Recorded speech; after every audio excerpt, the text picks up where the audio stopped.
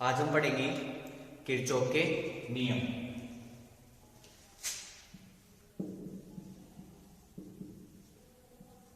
Kirchhoff के नियम, देखिए दो नियम हैं, इनके बारे में अपन जानते हैं कि किरचॉफ का पहला नियम है वो धारा से संबंधित है और किरचॉफ का जो दूसरा नियम है वो वोल्टता से संबंधित है। तो इन दोनों नियमों के बारे में अपन कुछ जानेंगे आज, और उसके बाद में अपन loop analysis and nodal analysis पे चलेंगे, जो कि एक महत्वपूर्ण टॉपिक है इस पूरी यूनिट में। इस पे से न्यूमेरिकल भी आते हैं, ठीक है। तो किरचॉफ का जो पहला नियम है, किरचॉफ का पहला नियम, जिसे अपन धारा नियम भी कहते हैं, इसकी शॉर्ट फॉर्म है KCL, किरचॉफ्स करंट लॉ, ठीक है। इसको KCL के नाम से जानते हैं। इसमें लिखेंगे KCL में, देखिए ये अगर कोई संधि है, संधि क्या होती है, जहां पे दो या दो से अधिक शाखाएं मिलती हैं, जहां पर दो या दो से अधिक शाखाएं मिलती हैं, उस बिंदु को संधि बिंदु कहते हैं। उस बिंदु को संधि बिंदु कहते हैं।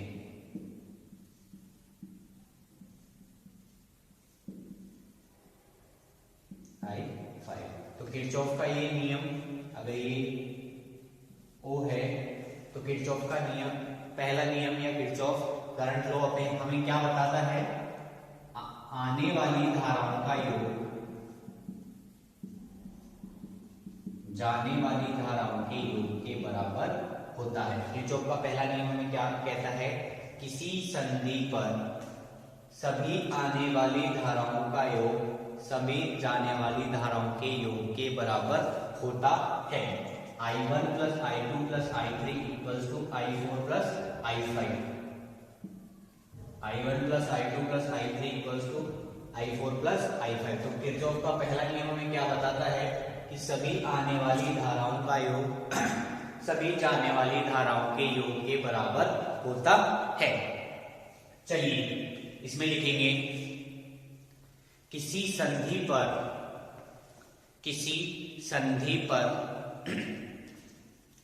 मिलने वाली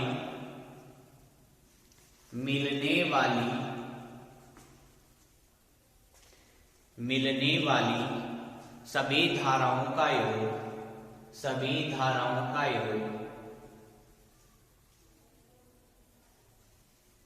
योग के पास लिखेंगे बीजगणितीय योग, मिलने वाली धाराओं का बीजगणितीय योग शून्य होता है। ये वाला डायग्राम बना लेंगे, ये वाला फॉर्मूला लिख देंगे, अर्थात summation of I equals to 0, I1 plus I2 plus I3 minus I4 minus I5 बराबर 0 बराबर 0। इसमें लिखेंगे, एक हल्का सा नोट है वो लिख लेंगे, संधि में अंदर की ओर आने वाले धारा को धनात्मक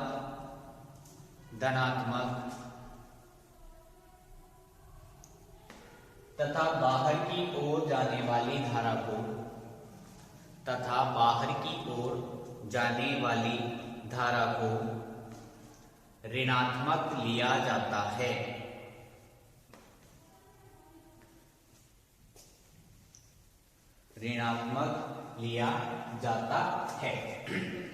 तो ये किरचॉफ का पहला नियम है।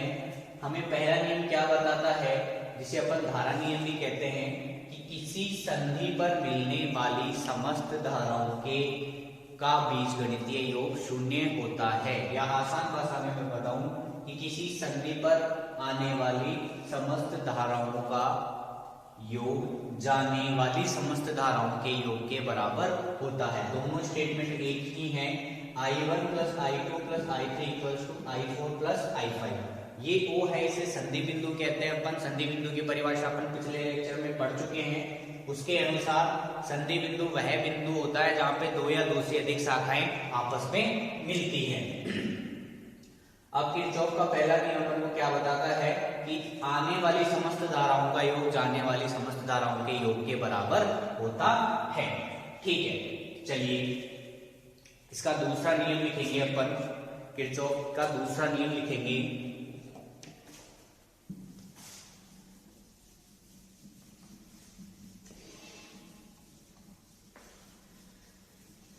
किरचॉफ का द्वितीय नियम। किरचॉफ का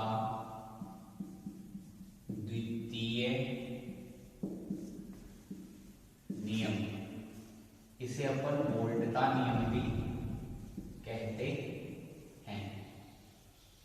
वोल्ट का नियम, Kirchhoff's voltage law. Kirchhoff's voltage law, Kirchhoff's voltage law.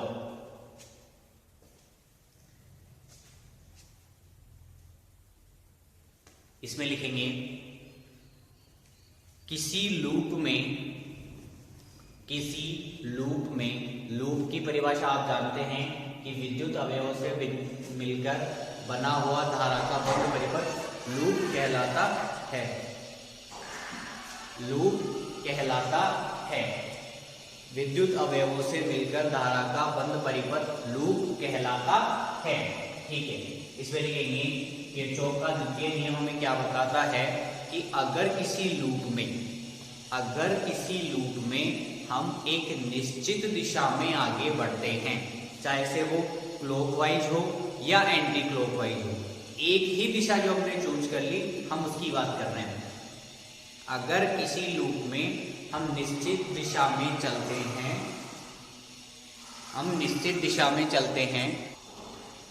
एक ही दिशा में चलते हुए, एक निश्चित दिशा में चलते हुए अगर हम वोल्टताओं का मान जोड़ें या वोल्टताओं का योग प्राप्त करें, बीजगणितीय योग प्राप्त करें, तो वो शून्य प्राप्त होगा। ठीक है, किरचॉफ के द्वितीय नियम में लिखिए इस नियम के अनुसार किसी विद्युत परिपथ के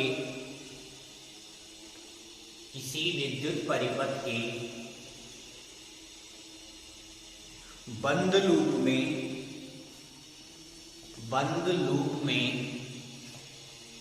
किसी विद्युत परिपथ के बंद लूप में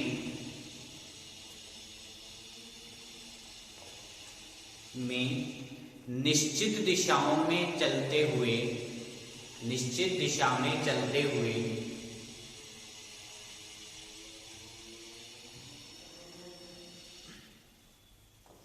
वोल्टता तथा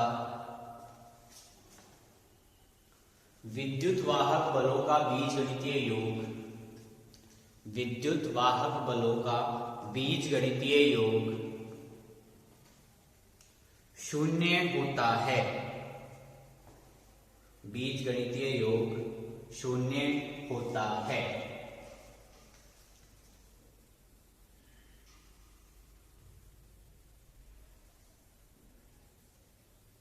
डायग्राम बनाएंगे इसका।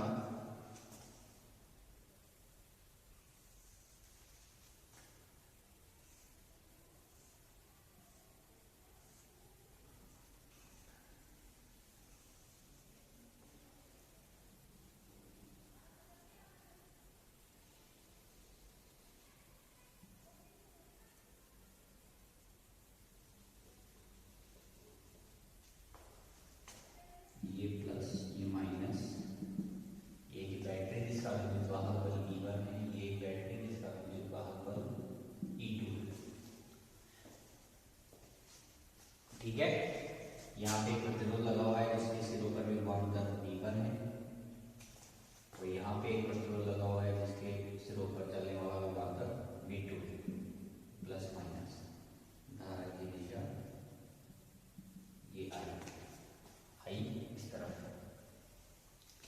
ये आई इस तरफ है, ठीक है। तो हमें किरचॉफ का द्वितीय नियम क्या कहता है कि किसी विद्युत परिपथ के बंद लूप में, किसी विद्युत परिपथ के बंद लूप में एक ही दिशा में चलते हुए, एक ही दिशा में चलते हुए समस्त विद्युत वाहक बलों तथा विभवांतरों या वोल्टताओं का बीजगणितीय योग शून्य होता है। तो इसमें देखो इधर से चलेंगे अपन, तो V1 plus V2 plus E2, इसमें जो धारा की डायरेक्शन है वो अपोजिट है, बाकी सब में प्लस से माइनस की तरफ है, इसमें माइनस से प्लस की तरफ है। तो ये हो जाएगा minus E1 equal to 0, minus E1 equals to 0। तो ये हमें क्या करेगा, V1 plus V2 equals to E1 minus E2 equals to minus E2, ठीक है। तो ये हो जाएगा summation of V equals to submission of E। तो इस V को अपन क्या लिख सकते हैं, submission of V equals to submission of IR equals to submission of E, submission of E। ये है वोल्ट का नियम। एक ही दिशा में चलते हुए, धारा की एक ही दिशा में चलते हुए समस्त वोल्टताओं तथा विद्युत वाहक बलों का बीजगणितीय योग शून्य होता है। देखिए धारा की दिशा समान होनी चाहिए, जिसमें समान है उनको एक चिन्ह का लेंगे और जिसमें अलग है उसको विपरीत चिन्ह का लेंगे, ठीक है। इनको जोड़ देंगे, अपने पास आंसर आ जाएगा। हमें क्वेश्चन में डायरेक्ट इन चीजों का ही उपयोग करना है, ठीक है। इसमें लिखेंगे यह नियम ऊर्जा संरक्षण के सिद्धांत पर, ऊर्जा संरक्षण के सिद्धांत पर आधारित है, ऊर्जा संरक्षण के सिद्धांत पर आधारित है, ऊर्जा संरक्षण के सिद्धांत पर आधारित है।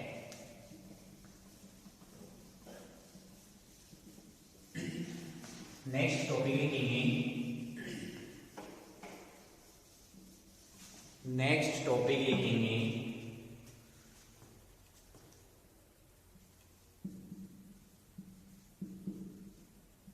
किरचॉफ के नियम से परिपथ विश्लेषण, किरचॉफ के नियम से परिपथ विश्लेषण, किरचॉफ के नियम से परिपथ विश्लेषण, ठीक है।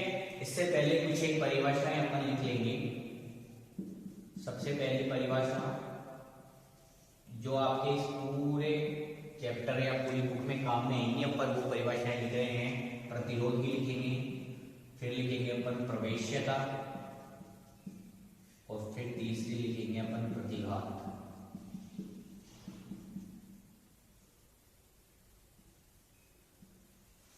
प्रतिरोध, प्रवेश्यता और प्रतिघात, ये तीनों परिभाषाएं आपके, या ये तीनों अवयव आपके पूरी बुक में काम में आएंगे, ठीक है। प्रतिरोध में लिखेंगे जब धारा व वोल्टता, जब धारा व वोल्टता के मध्य का कलांतर, जब धारा व वोल्टता के मध्य का कलांतर शून्य होता है,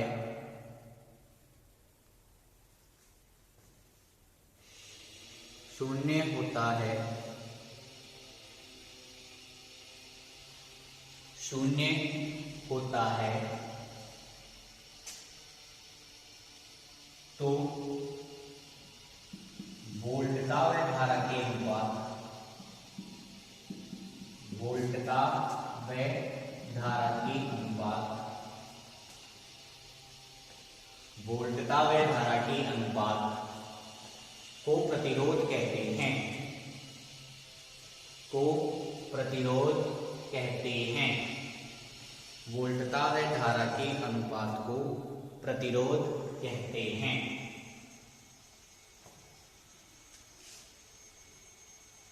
तो प्रतिरोध कब होता है? जब वोल्टता व धारा के मध्य का कलांतर शून्य होता है, तो वोल्टता और V/I, वोल्टता और धारा के अनुपात को अपन क्या कहते हैं? प्रतिरोध कहते हैं। ये ध्यान रखेंगे अपन, इसी में लिखेंगे, जब वोल्टता व धारा के मध्य का कलांतर, जब वोल्टता व धारा के मध्य का कलांतर शून्य नहीं होता है, शून्य नहीं होता है, वोल्टता व धारा के मध्य का कलांतर शून्य नहीं होता है, तो V/I के अनुपात को, तो V/I के अनुपात को प्रतिबाधा कहते हैं। प्रतिबाधा कहते हैं।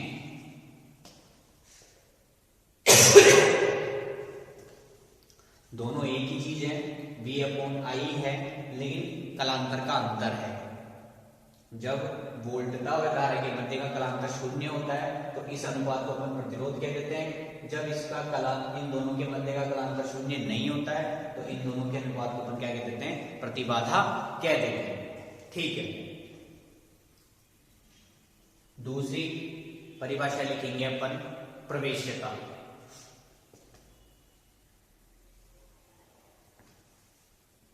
प्रवेश्यता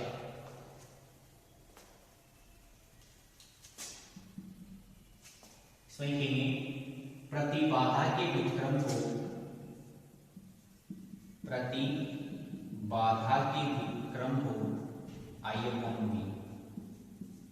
प्रतिबाधा के व्युत्क्रम को, प्रतिबाधा के व्युत्क्रम को प्रवेश्यता कहते हैं। प्रतिबाधा के व्युत्क्रम को प्रवेश्यता कहते हैं।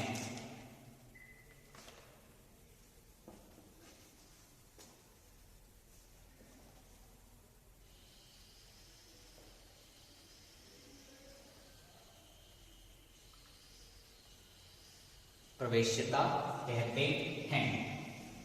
और प्रतिघात भी 1 वोल्ट V/I की स्पेशल कंडीशन होती है, जब इनका कलांतर निश्चित होता है। ये ध्यान रखेंगे आप। चलिए, जब प्रतिघात आएगी अपने तीसरी यूनिट, दूसरी या तीसरी यूनिट में, तब बता दिया जाएगा इसके बारे में। ठीक है, अब इसमें लिखेंगे पहला, किरचॉफ के नियम से परिपथ विश्लेषण। ये अपना टॉपिक है, वो कुछ एक परिभाषाएं लिखी थी अपन ने। अब इसमें पहला लिखेंगे, किरचॉफ के नियम से संधि विश्लेषण। किरचॉफ के नियम से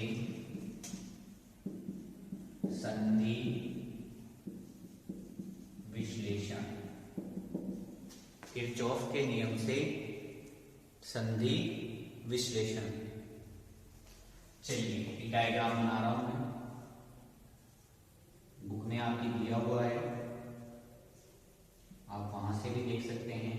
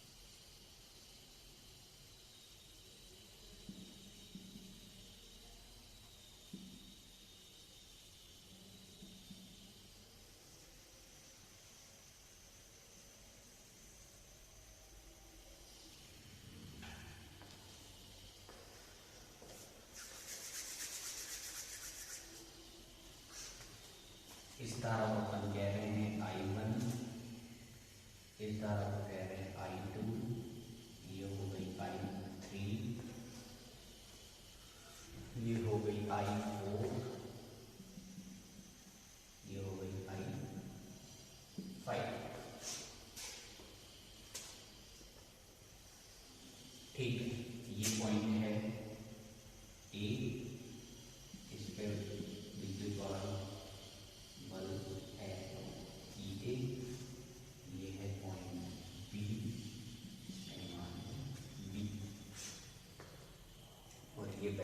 इसका विद्युत वाहक बल है E।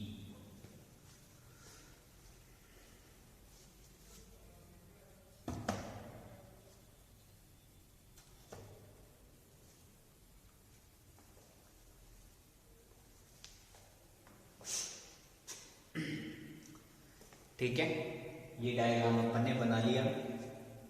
इसमें लिखेंगे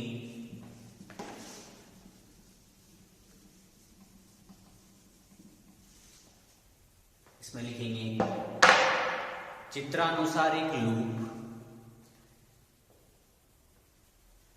चित्रानुसार एक लूप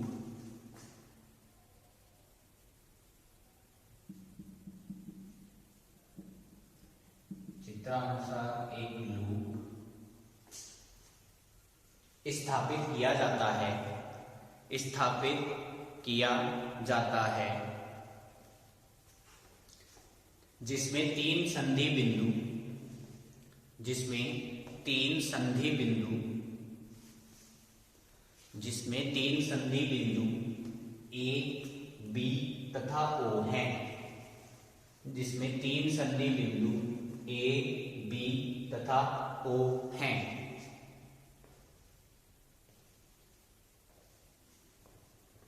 संधि बिंदु ओ, संधि बिंदु ओ, संधि बिंदु ओ भू संपर्कित है, भू संपर्कित है, भू संपर्कित है,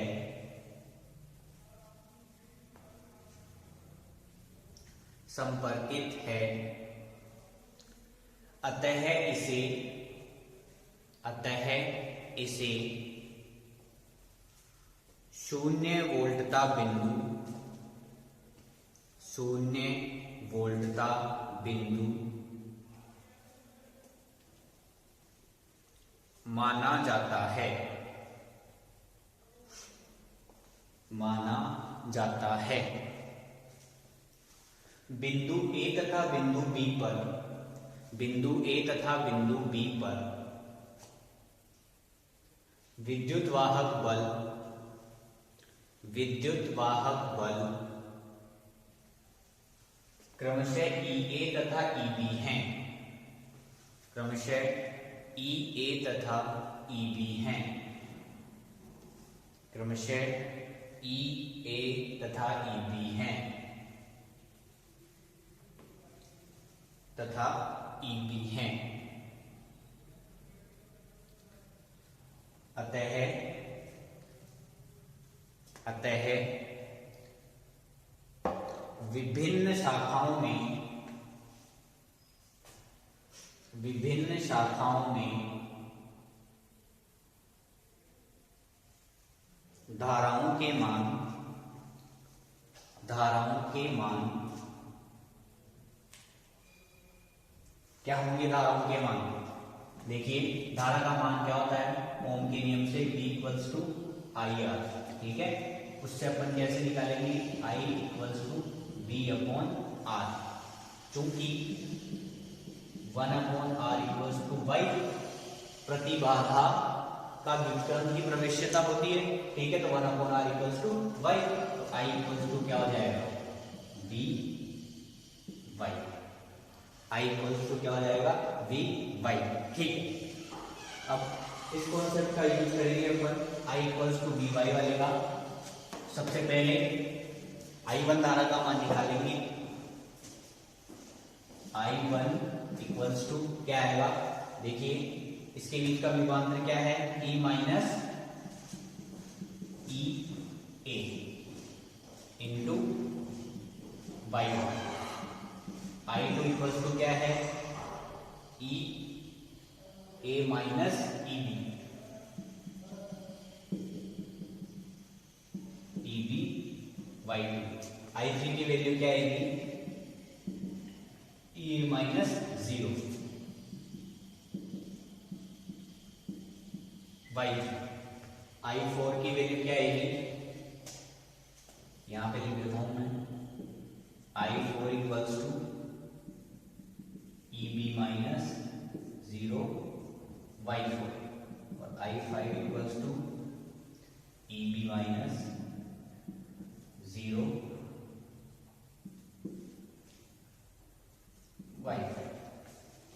ये 5 वैल्यूज आ गई अपने पास। I1 की वैल्यू विभवांतर v equals to E minus EA होगा y1, I2 की वैल्यू दोनों के बीच का विभवांतर y2, I3 की वैल्यू दोनों के बीच का विभवांतर y3, I4 की वैल्यू दोनों के बीच का विभवांतर y4 और I5 की वैल्यू विभवांतर इनटू y5। ठीक है, ये हो गया किरचॉफ के अपन ने धारा का मान निकाल लिया। अब इसके बाद में लिखेंगे किरचॉफ के प्रथम नियम से, किरचॉफ के प्रथम नियम से, किरचॉफ के प्रथम नियम से, किरचॉफ के प्रथम नियम से ये सारी वैल्यूज आपने लिख ली। ठीक है, मैं मिटा देता हूं अब इनको।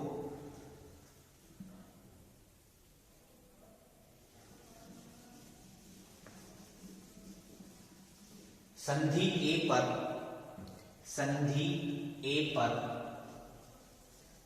संधि ए पर देखो, संधि ए ये है, आने वाली धारा का मान इक्वल्स टू जाने वाली धारा का मान, I1 equals to I2 plus I3। यहां पे इस संधि ए पर आने वाली धारा का मान है I1 और जाने वाली धाराएं हैं दो, I2 प्लस I3। तो इन दोनों को जोड़ के अपन लिख देंगे, इनकी वैल्यूज रख देंगे अपन। या मैं ये कहूं कि पहले इसको सोल्व कर लेंगे, I1 minus I2 minus I3 equals to 0। ठीक है, अब I1 की वैल्यूज क्या है आपके पास लिखी हुई है, E माइनस EA y1। ठीक है, माइनस I2 की वैल्यू क्या है, EA माइनस EB y2 और I3 की वैल्यू क्या है, माइनस EA माइनस 0 I3। ये है वैल्यूज अपन ने जो निकाली थी उससे लिखा है अपन ने, या डायरेक्ट अपन लूप से भी लिख सकते हैं। तो ये क्या होगा, E y1 minus EA y1 minus EA y2 plus EB y2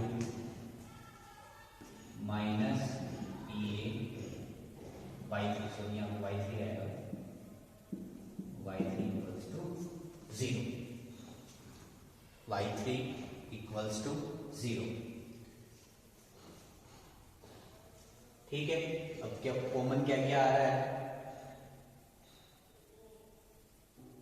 E y1 यहां पे लिख देता हूं मैं, या E y1 माइनस EA अगर अपन ने कॉमन ले लिया तो यहां से plus y1 plus y2 plus y3। ठीक है, और EB के साथ क्या आ रहा है, plus EB y2 equals to 0, y2 equals to 0।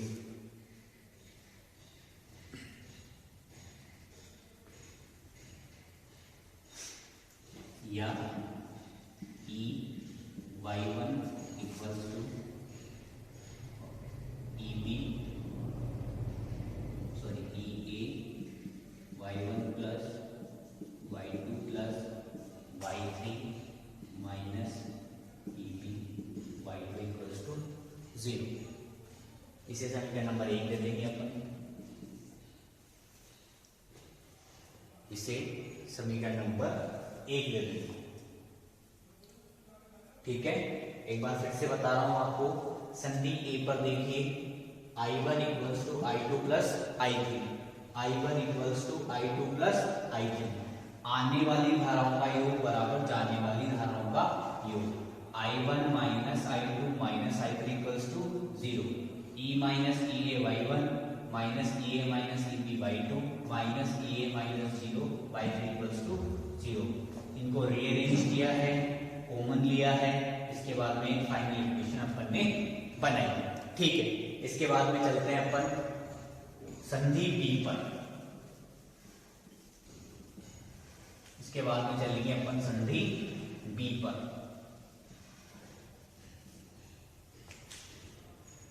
ठीक है, अब आप बताएंगे, देखिए इसी प्रकार लिखेंगे, इसी प्रकार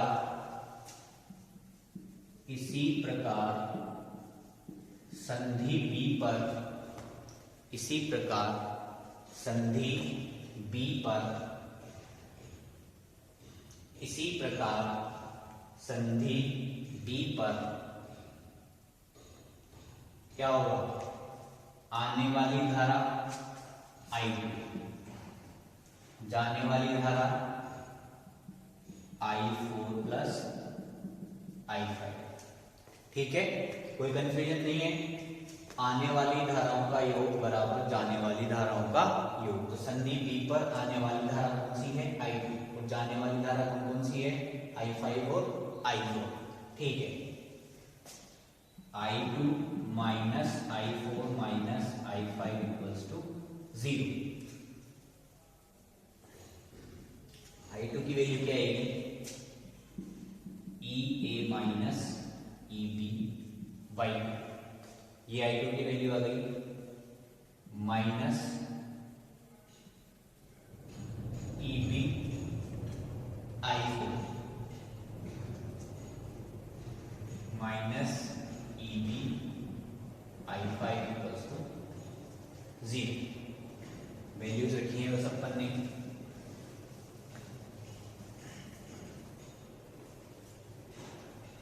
इक्वल्स टू 0।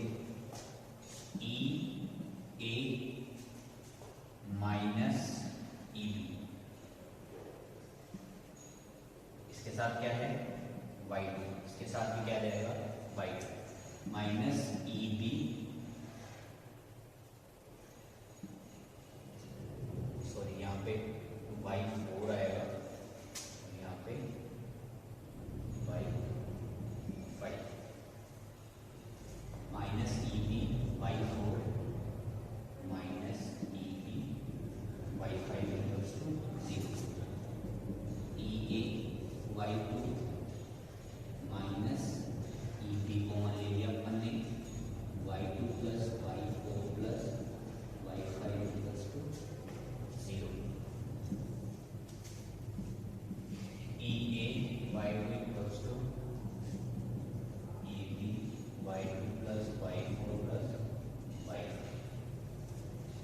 इसी इक्वेशन नंबर सेकंड दे देंगे अपन, इसे इक्वेशन नंबर सेकंड दे देंगे। ठीक है,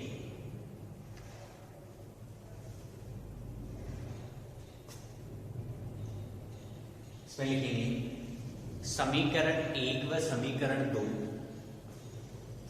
समीकरण 1 व समीकरण 2, समीकरण 1 व समीकरण 2 नोडल समीकरणें कहलाती हैं। नोडल समीकरणें कहलाती हैं। 1 व समीकरण 2 नोडल समीकरणें कहलाती हैं। 1 व समीकरण 2 नोडल समीकरणें कहलाती हैं। नोडल समीकरणें कहलाती हैं। ई ए तथा ई बी का, ई ए तथा ई बी का मान ज्ञात होने पर, मान ज्ञात होने पर, मान ज्ञात होने पर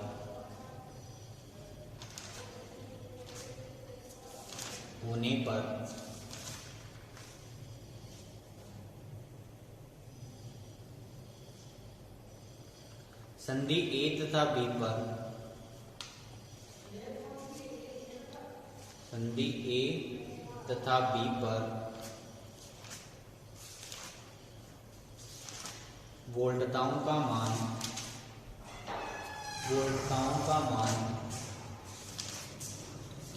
आसानी से ज्ञात किया जा सकता है, आसानी से ज्ञात किया जा सकता है, आसानी से ज्ञात किया जा सकता है। ठीक है, देखिए एक बार मैं इसको शॉर्ट में एक बार फिर से आपको समझा देता हूं कि ये नोडल समीकरण कैसे करते हैं, कैसे अपन सोल्व करते हैं। न्यूमेरिकल्स आते हैं इनपे अधिकतर, डायग्राम बनाते हैं अपन सबसे पहले। माना एक ई विद्युत वाहक बल की बैटरी यहां से जुड़ी हुई है, एक यहाँ पे एडमिटेंस Y1 लगा रखा है, यहाँ पे Y3 लगा रखा है, यहाँ पे Y2 लगा रखा है, यहाँ पे O पॉइंट है, यहाँ पे Y4 लगा रखा है और यहाँ पे Y5 लगा रखा है।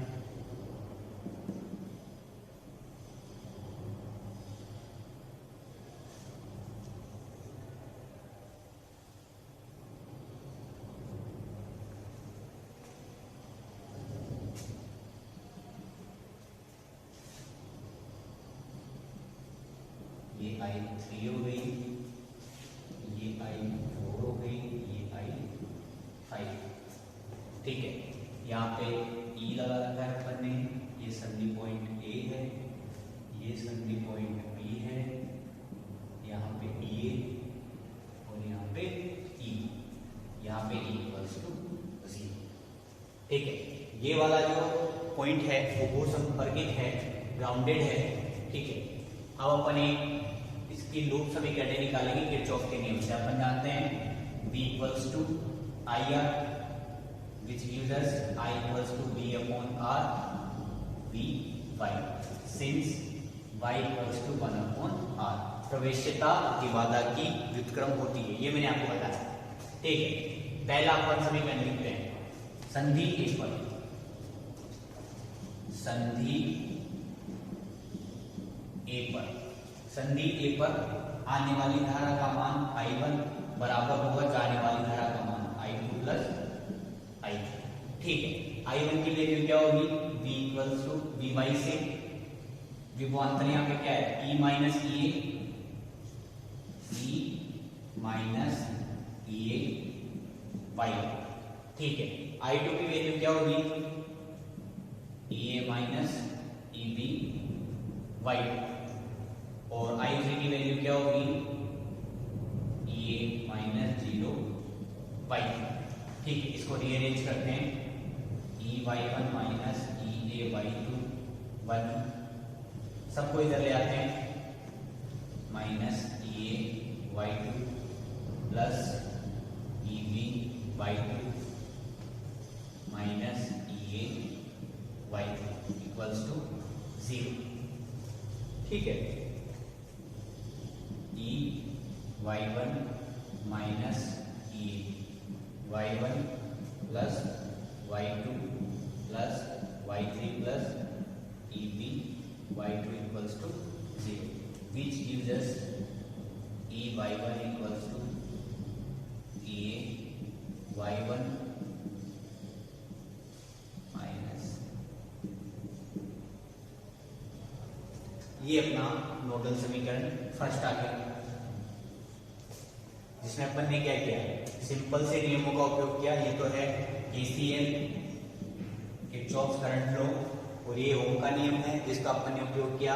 प्रवेश्यता प्रतिबाधा की व्युत्क्रम होती है, ये मैंने अभी अभी आपको बताया था। ठीक है, अब चलते हैं अपन संधि